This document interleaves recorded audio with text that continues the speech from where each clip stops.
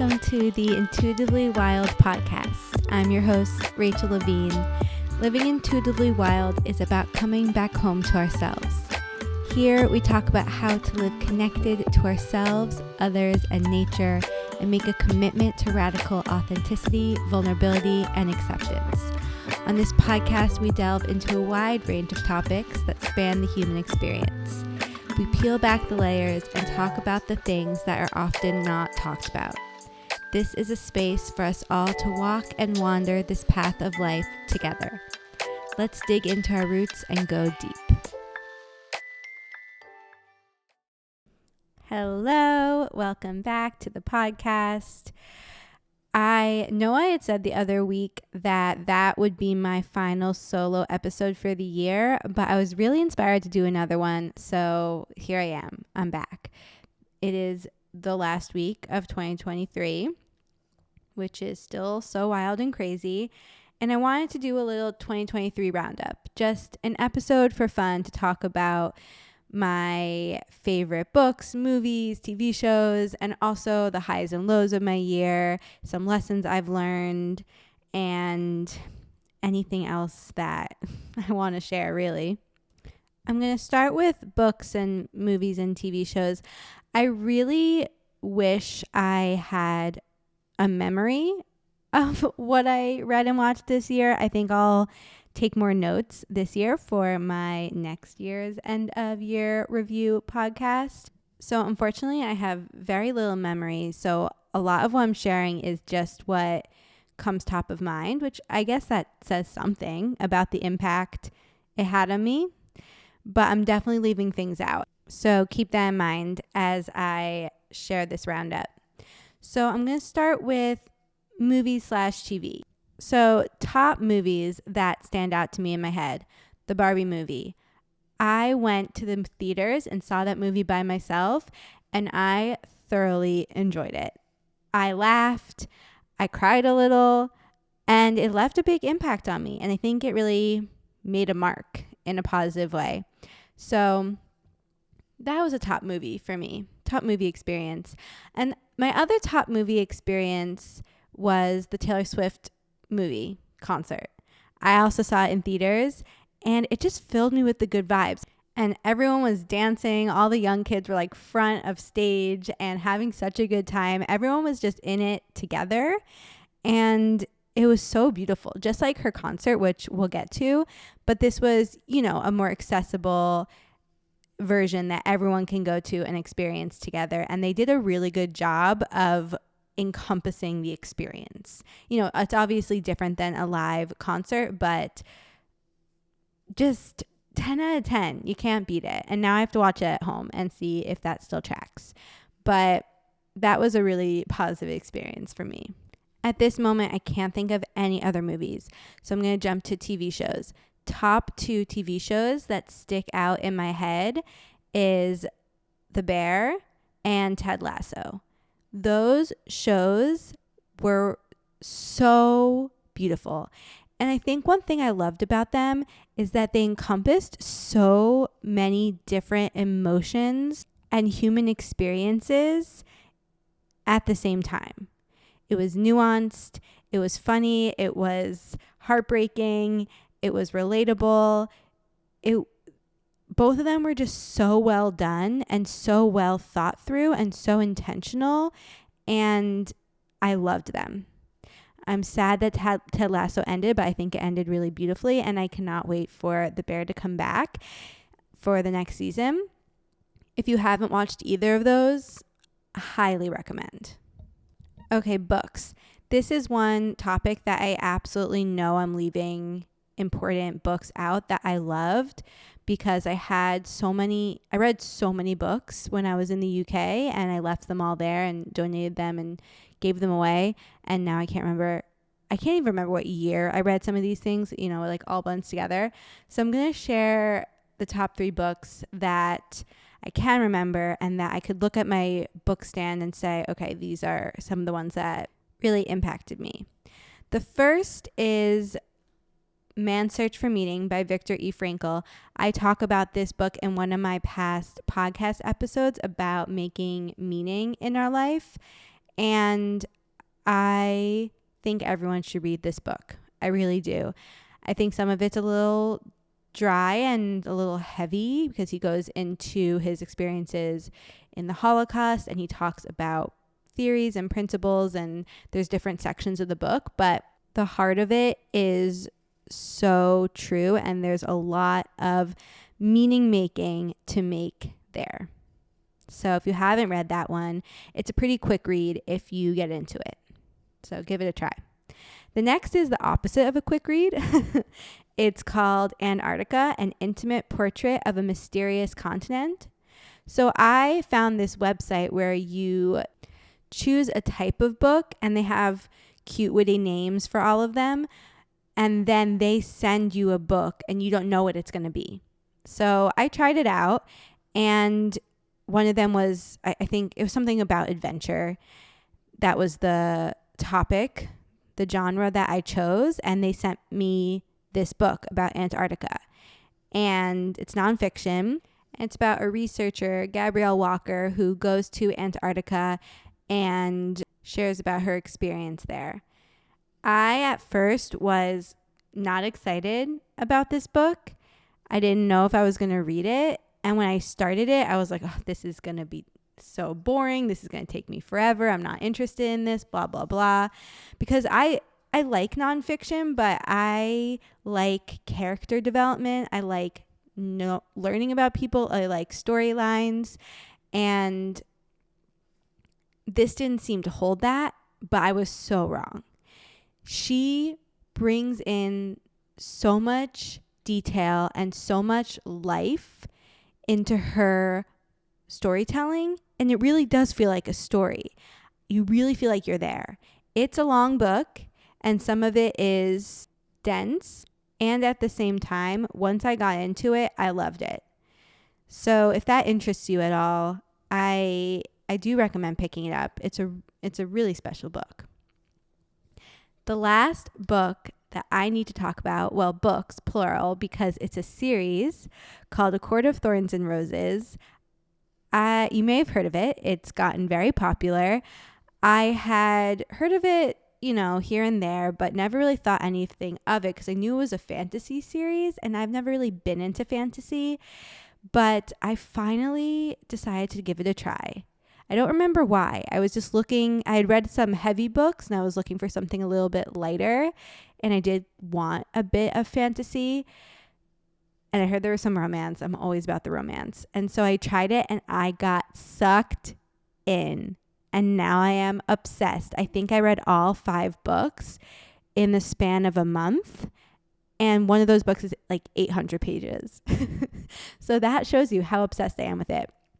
There will be a 6th book, but I think she's currently writing it. So who knows when that will come out. But if at anything having to do with fantasy excites you or romance, I mean, it talks about fairies. And for those who don't know, I am a fairy. I believe I'm connected to fairies. So it was just, it was perfect for me and perfect for this time. I just finished it a couple of days ago. And now I'm reading another one of her series by the same author. So I'll let you know about that. But just could not recommend it more if that at all interests you. I mean, it's not for everyone, of course, but I just love it. They were so good. Okay, next I'm going to go into some of the top concerts I went to this year. I made an intention at the beginning of 2023 to go to more concerts, and I tried to fulfill that intention, and I think I did. I'm continuing it over into 2024, and I have some very exciting concerts coming up next year, but I went to some good ones this year too. I went to a Trevor Hall concert in Asheville, which was amazing. I mean, I love Trevor Hall. If you don't know him, I highly recommend looking up his music. It's really meaningful, and he is such a good performer and always so present and connected to the audience. So that was nice. Another concert I went to, the Luke Combs concert in Charlotte with my mom. This was so special for me. I had bought 2 tickets. I didn't yet know who I was going to go with. And when I still didn't have anyone in Asheville that I felt super connected to ask to come with me, or who was available, or who even liked country music, I decided that I was going to go by myself because I love Luke Combs and I wanted to go no matter what. And my mom stepped up and she said, I will come with you. So she flew from New York to Charlotte. I met her there. I drove from Asheville and we stayed one night there together. I brought Theo. He didn't come to the concert, unfortunately, but we went and we had the best time. It was so magical, and I'm so grateful to have had that experience with my mom. I think going to concerts with people bonds you for life because music, it's like communicating on another level. And we both love Luke Combs. We both love his music. And now every time I hear his music, it moves me even more deeply. And I just think of my mom and that memory we shared. And I know she does the same. And it just thinking about it fills me with all the good feels and makes me kind of emotional because it was just so special. So that was definitely a highlight. And then the third concert, Taylor Swift concert, no one is surprised. I was in the UK when I bought these tickets. The tickets came on sale before I had decided I was coming back to the US. And I said to my parents, if we get these tickets, I will come and visit. And that was really good incentive. And I waited on the virtual line for so many hours.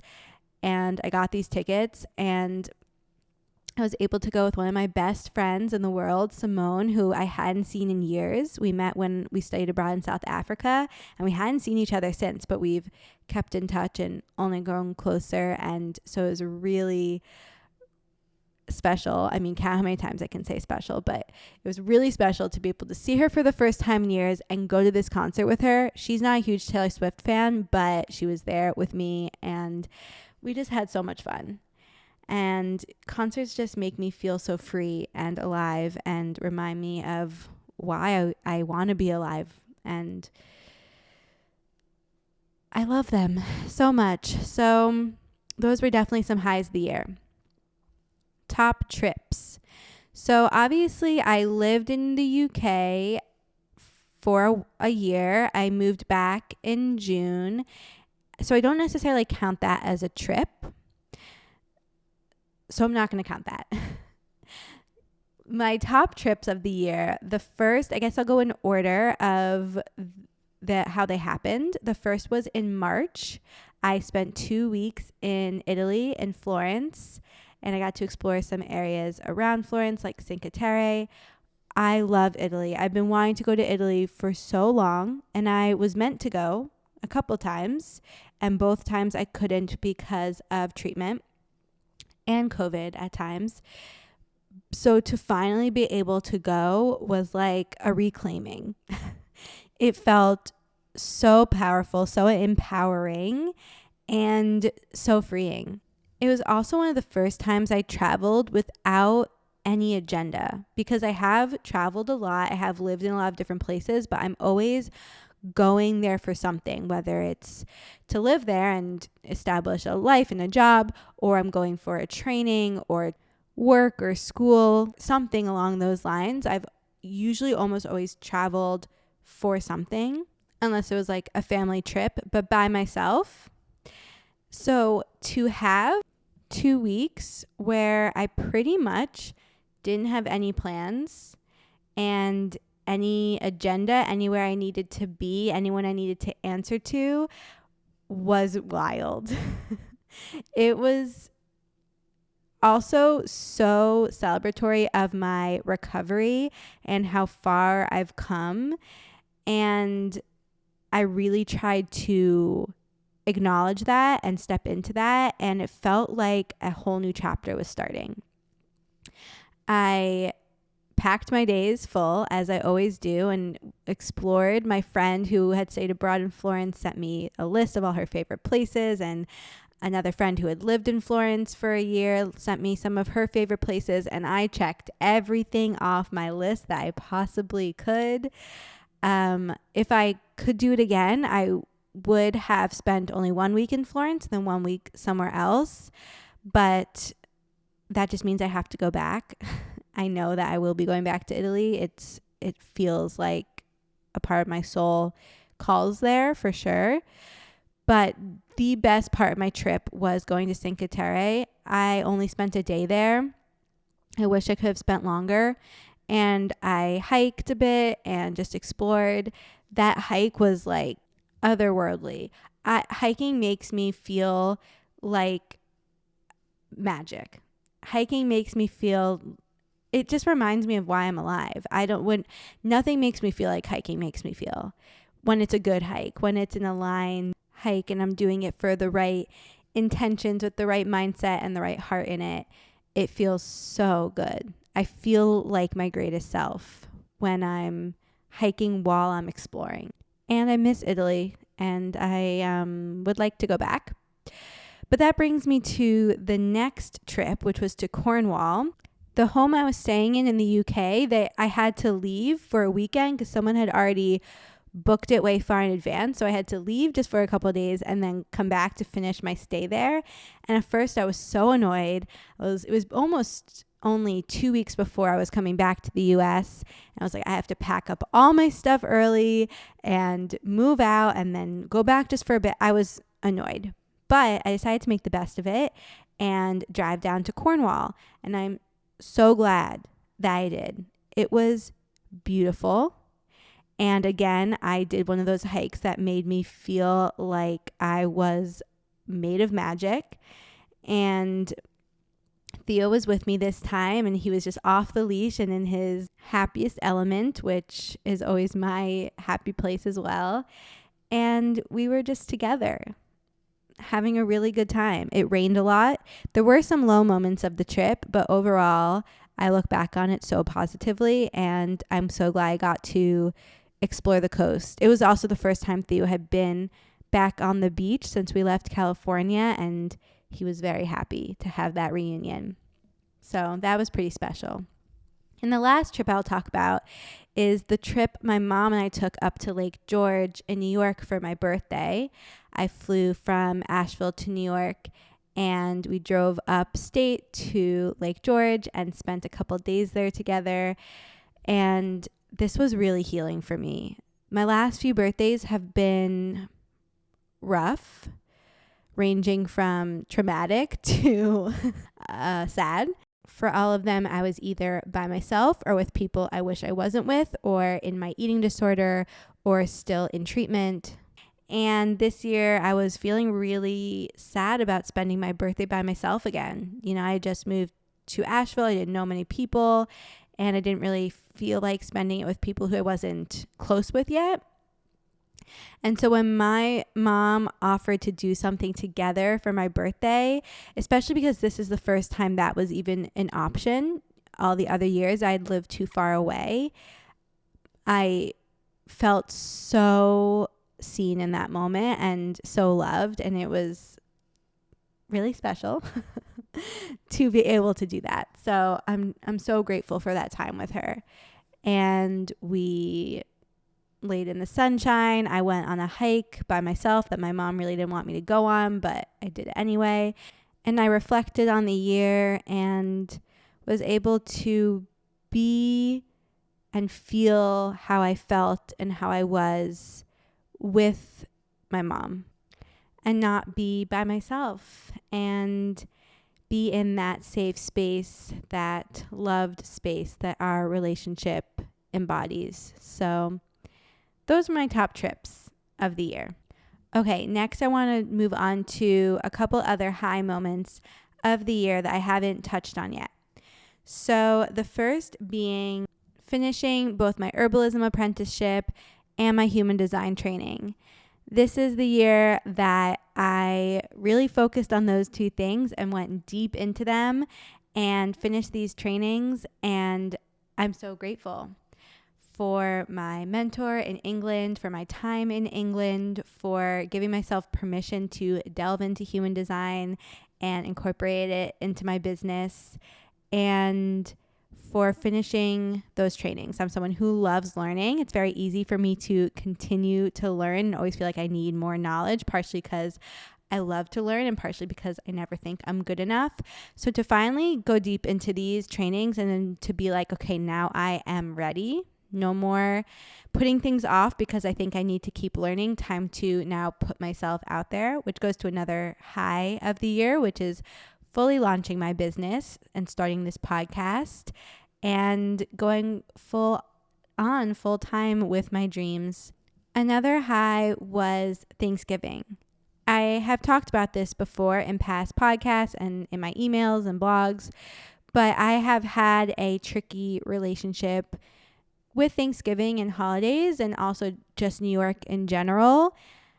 That's a whole other podcast, but this was the first time where I was able to spend time at home and feel really at ease and feel comfortable and confident and have fun.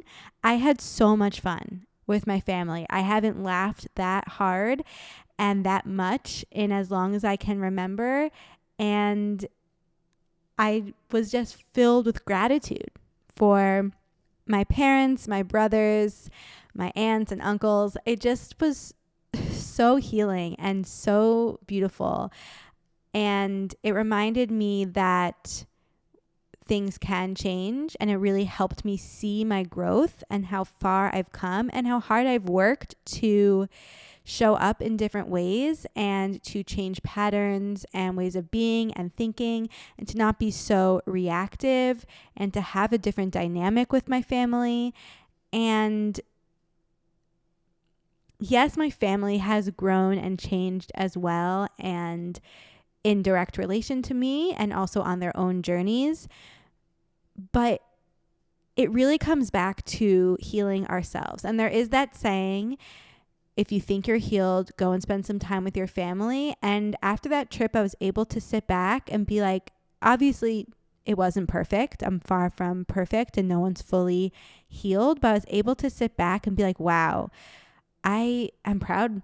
I'm proud of myself. I'm proud of this healing journey I've been on. I'm proud of how I showed up, and I'm proud of how I was able to show up. And it made me feel closer to my family, and it made me feel more capable of handling all different situations and dynamics and showing up in a way that I really can be proud of. I think in the past, I've had to disconnect and in some ways disassociate in order to get through certain situations. And I didn't have to do that this time. I didn't have to shrink myself. I didn't stop myself from talking or being seen or being loud. I just showed up as was authentic and as I felt, and I showed up confidently. And it didn't have to happen that my family received it really well, but they did. And that was just an extra bonus that made the whole experience really beautiful. I'm also keenly aware of how much I'm using the words beautiful and special, but just bear with me. That's where my brain power is at right now. I'll come back in 2024 with new vocabulary. Another high of this year was friendship. Because I've traveled so much, I've gotten used to feeling like friendships can be temporary, and it's common for me to push people away or keep people at arm's distance.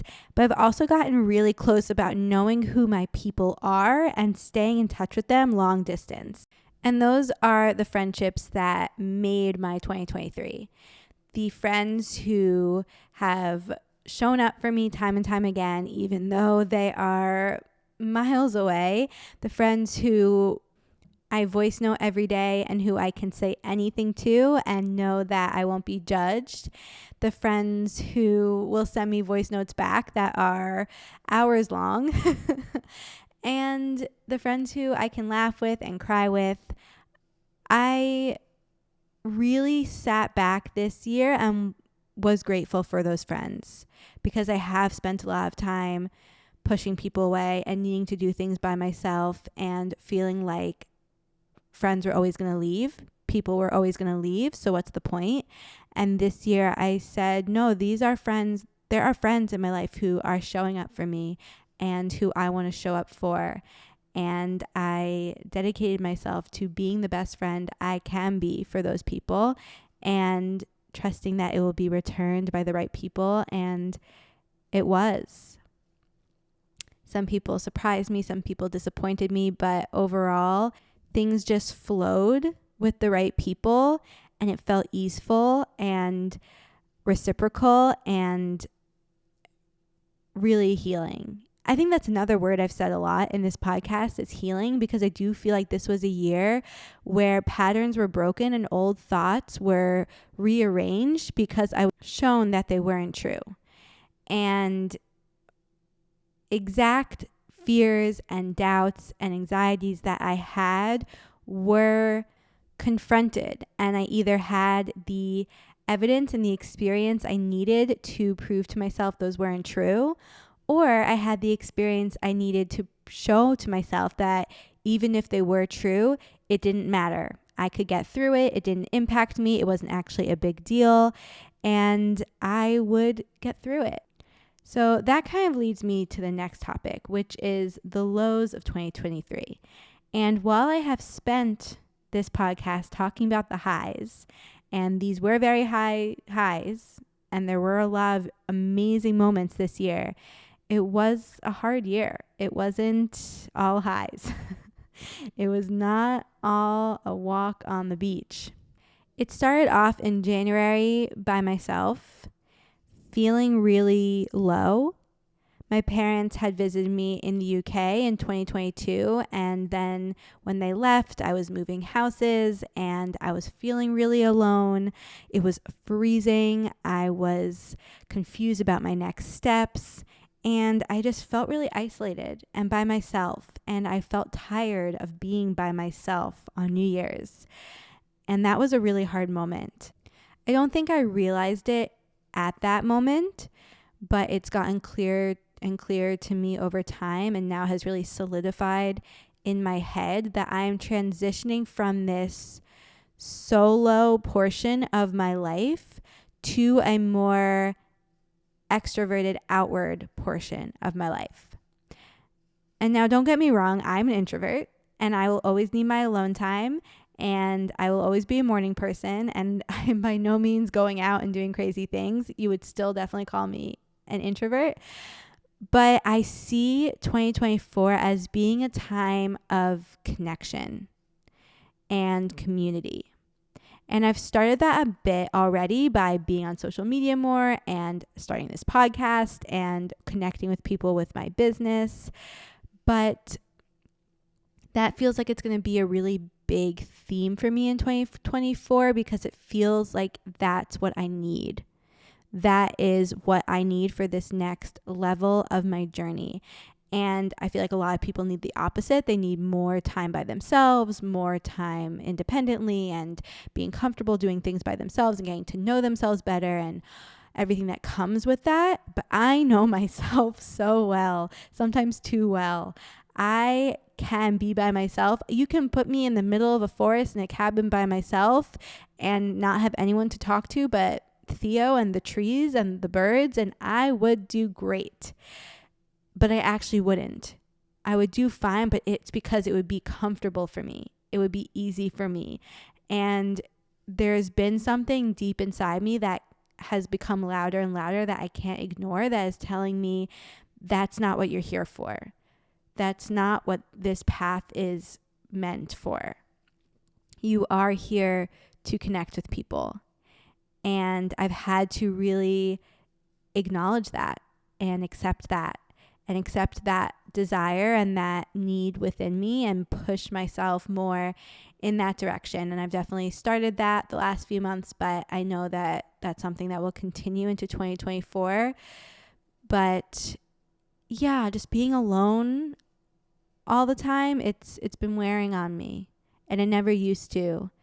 And I think that's because I was so deep in my own head and in my own process that I needed to go through, and a strong dose of denial and thinking that that was how I was and how I needed to be, and accepting who I truly am and where I'm going has helped me realize a lot a lot. Something else that was challenging this year was health-related stuff. This was the first full year I was out of treatment since I've started recovery, and the first full year that my weight was stable and I was in a good place. And it brought a lot of challenges. My hormones were still really figuring themselves out, and that led to my skin breaking out, my weight kind of fluctuating, getting my period back, which obviously is a miracle, and I'm so grateful for it after 10, 11 years without it. But it also brings up a lot, which for someone who doesn't have that history might sound confusing, and that's a whole other topic. But I was just dealing with the reality of being in a healthy body, and that's challenging. I finally do feel like my hormones are stabilizing and I feel more stable. Things aren't changing as much. My skin has calmed down. I'm getting my period more regularly, and I'm hopeful about it all.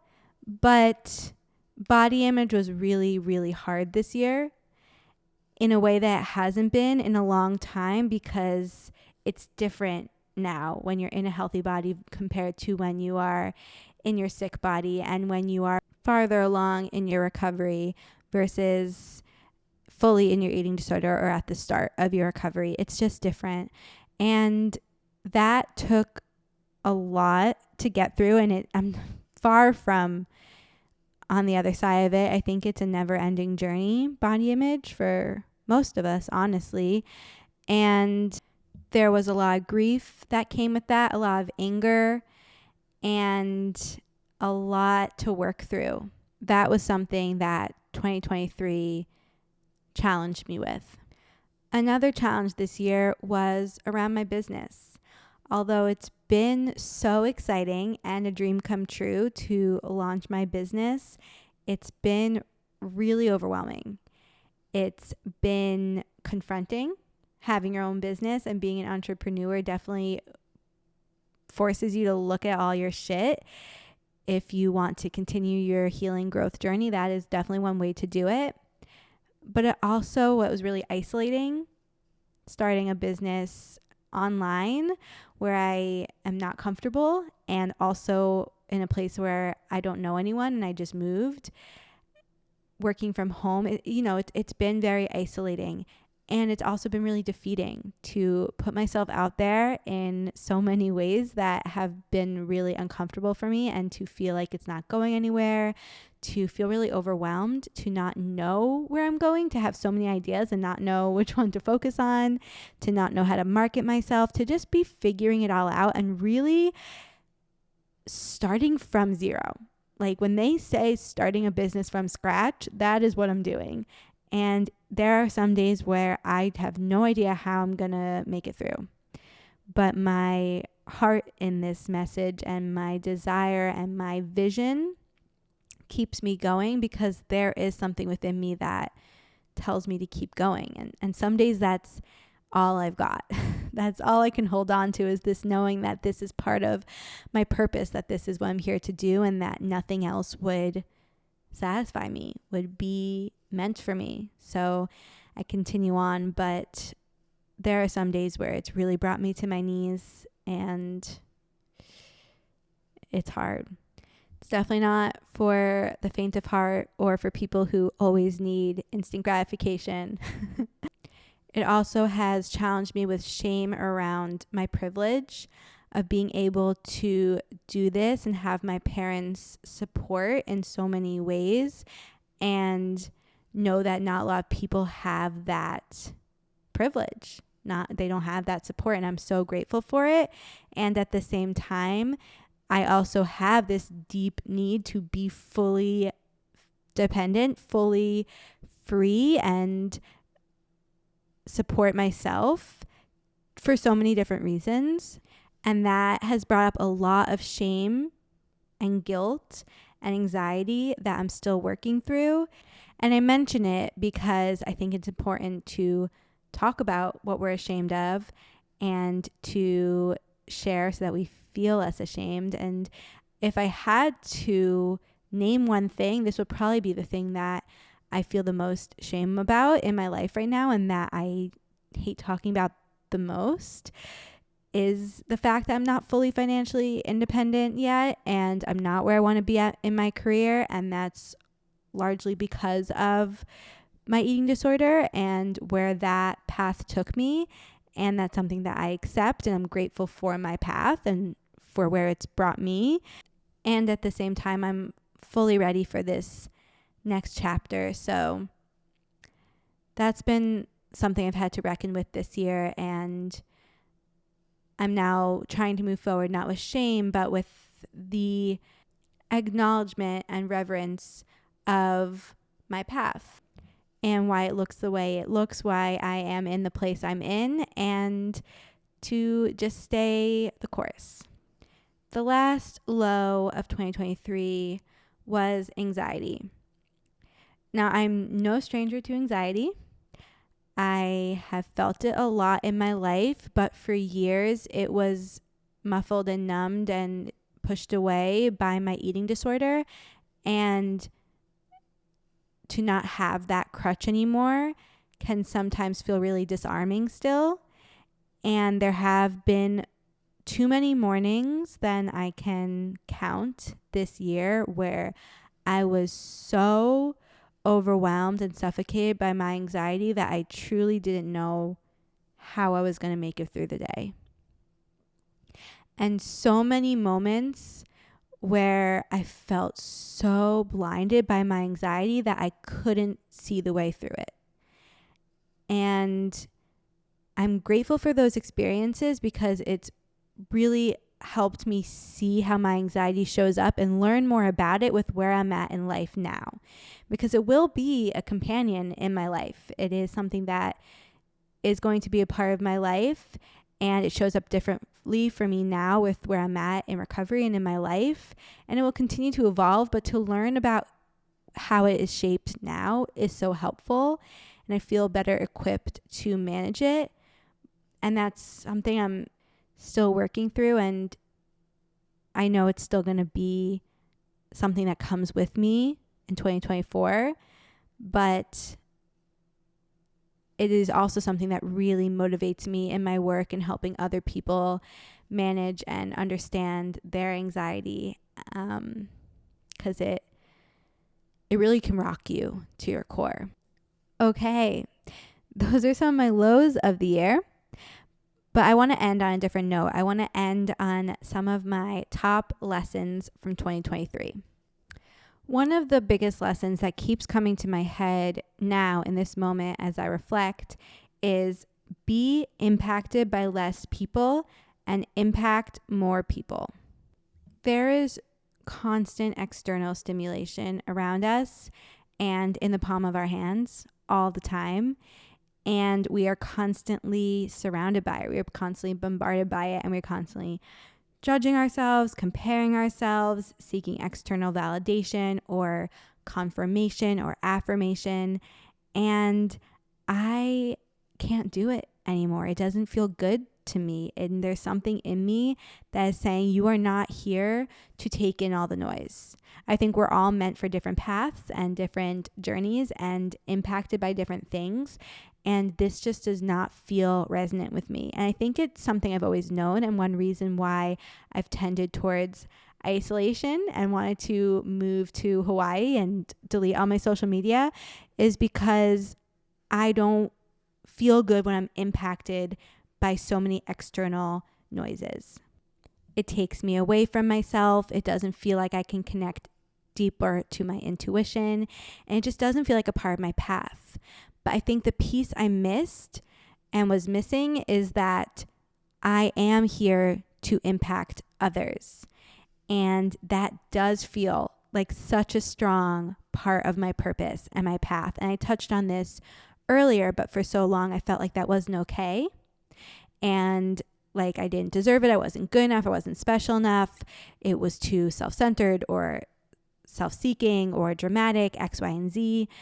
But now I've really come to terms with this fact, this knowing within me, and this desire to reach people and to help people and to really impact people.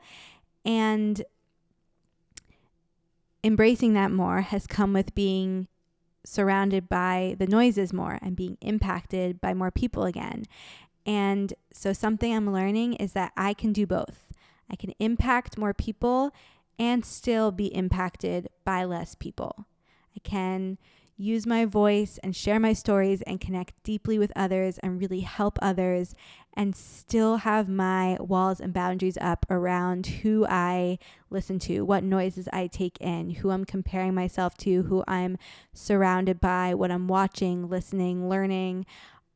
I have the choice, and that's going to be a big theme for me for 2024.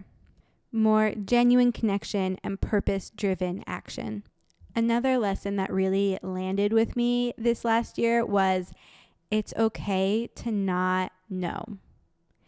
It's okay to not have it all figured out and to learn as you go and to trust that the answer will be revealed in the perfect timing. As a recovering perfectionist, a recovering control seeker, I have always wanted to know the next steps and to know how things were going to end up and to decide what was best for me. But we don't get that choice. We can't figure out what's best for us. The reality that we can create in our heads is always going to be less expansive than what could happen, the potential that we can't even begin to imagine.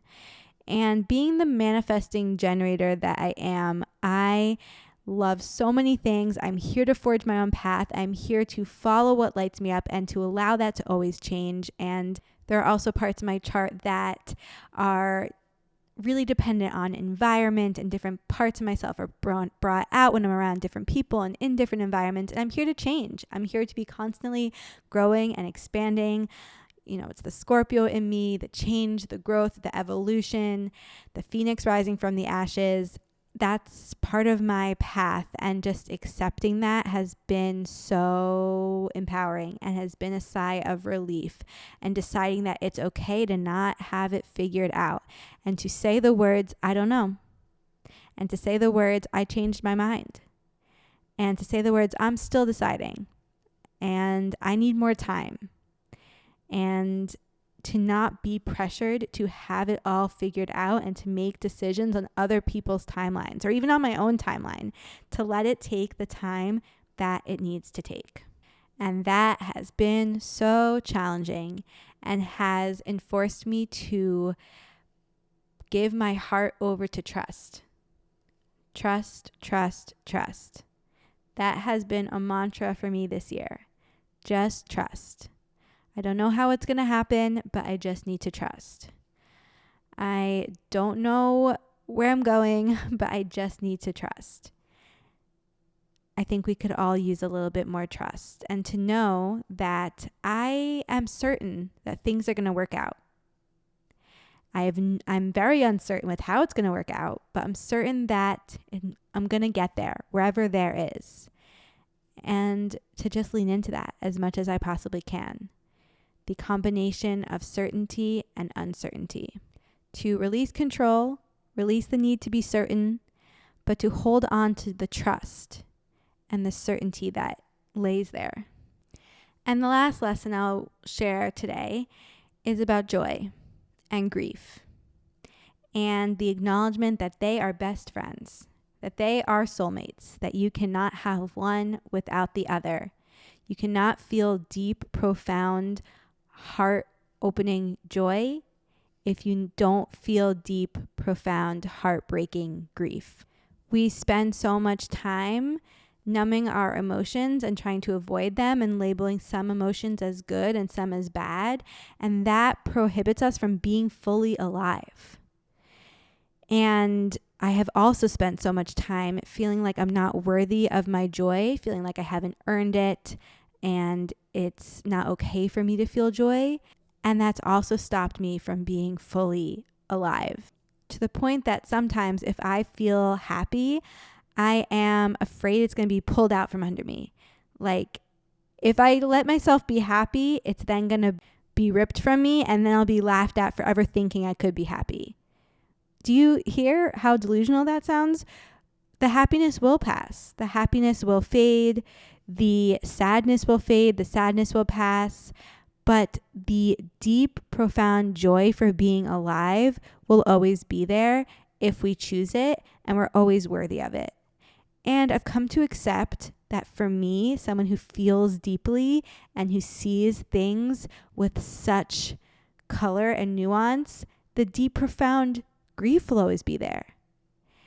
And there will be different extents to this grief and this joy, and they'll constantly be ebbing and flowing, sometimes by the minute. But I want to embrace them both because I want to be fully alive. And I think the depth to which we allow ourselves to feel grief and the depth to which we allow ourselves to feel joy is the depth to which we allow ourselves to be alive and to fully live. And there's a big difference between just being alive and being fully alive and full of life. I think we can all get caught up in just going on autopilot and surviving and not actually living and allowing ourselves to thrive and be alive. So that's what I hope for 2024. I'm still leaning into my word for the year. I always do that. I always choose one word and one mantra to take with me for the year. This last year, my word was magic, and my mantra was simply, I am magic. And that was definitely something I brought with me. I got a tattoo on my arm that says, you are magic, for everyone to see and be reminded of. I think that's a theme of my life, honestly. That word magic and embracing the magic and seeing myself and life as magic. But this year, I think I'm leaning into alive, being alive. I haven't settled on it yet or what the mantra is, so that might be the first episode of next year. I'll keep you guys updated. And I really encourage you to think of a word, that holds the energy you are intending to embody in 2024. It might take some reflecting and journaling and talking and processing, or maybe there's a word that popped into your head right away. But let it simmer. Let it sit there for a while and see what comes to you. It always helps me to have a word. And I always write it down. Even you can decorate it really pretty, make a little vision board. I always do this. And put it somewhere where you'll see it every day. I put mine in my journal. I look at it every day. And it will remind you what your word is of the year, what your energy is for this next year, and where your heart is for this next year. But for the rest of this year and for all of 2024, I'm wishing you all magic. I'm wishing you all the bravery to feel the depths of your joy and your grief, and the confidence to live fully alive, whatever that means to you. And to live intuitively wild, confidently connected to your authentic self, no matter what. I am beyond grateful to all of you for being on this journey with me, and I hope that we only continue to connect deeper. And here's to a really, really, really special, beautiful, magical next year. Thank you so much for joining me on this episode of Intuitively Wild, the podcast. I hope it helped deepen your connection to yourself, sparked some insights, and inspired you to live intuitively wild. If you enjoyed this podcast, it would mean so much to me if you would share it with others and leave a rating and review. And please reach out to me. I would love to connect with you. I will see you next time for more magic.